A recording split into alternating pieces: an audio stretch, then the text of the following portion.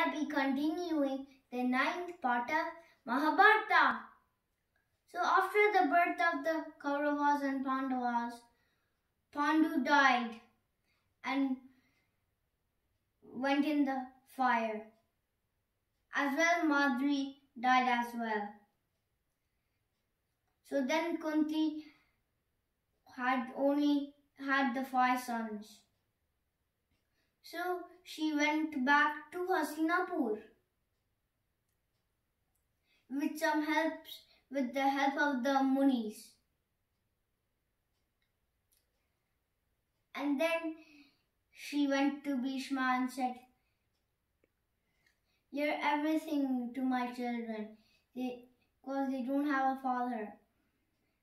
You're their God, teacher, father, mother, everything."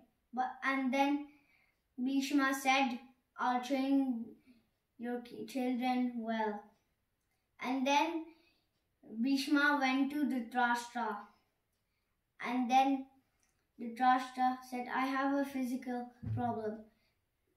Then Bhishma said, "Don't worry about your physical problem. You have 100 sons, that means 200 eyes. Ha ha ha. Ha ha." Then Dhritarashtra said, "Ha ha ha. Yes, you are right." So then Gandhari said, "We both can't see the outer world. You're everything to them." Then Bhishma said again, "I will train the princes well." So then Bhishma was on the great responsibility bringing up the princes. So one day he was talking with his ministers and then Bhishma felt confused. Then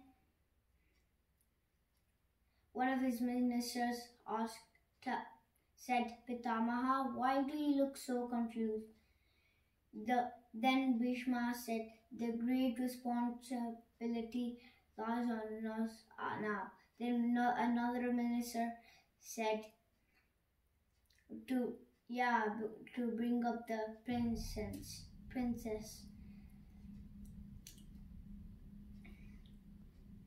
Then Bhishma said, "We should get a good teacher to train these princes." Then one of the ministers said, "We heard about the famous Dronacharya." Yes. Then Bhishma said, "Yes, I heard about him.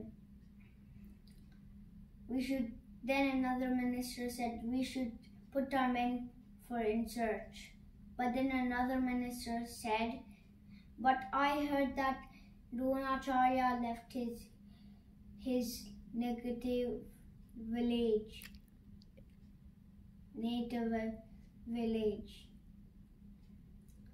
So that's the problem," Bhishma said. So Bhishma left with a troubled mind.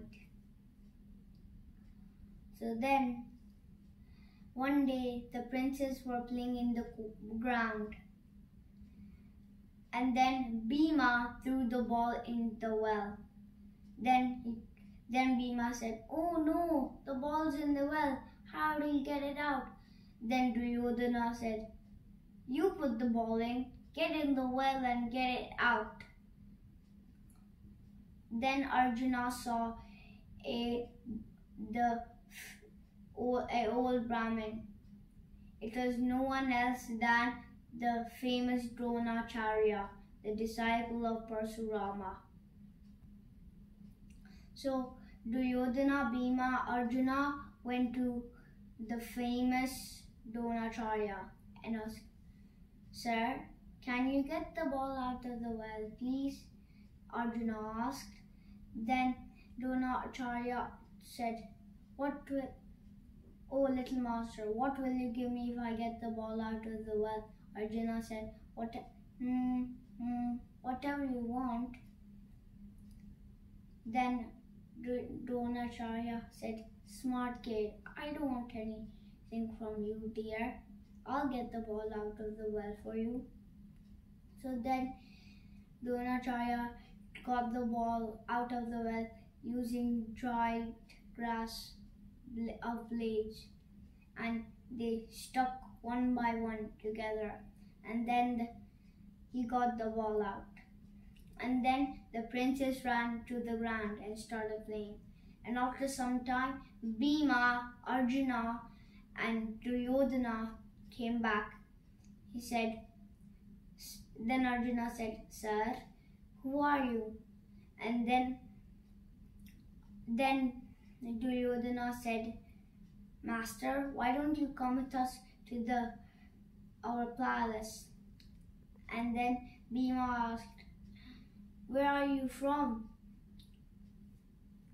And then Dronacharya said, all your doubts go to your grandfather Bhishma. He will know me." Then all the princes ran to Bhishma and said what happened. Then Bhishma asked, "Did you inquire him?" Then Arjuna said, "We did, and he told we should inform you and you would know his identity." So then Bhishma got it and he knew. "It's the famous Dronacharya," he said. Then he told, "Guards, bring Dronacharya immediately here." Then they brought Dronacharya.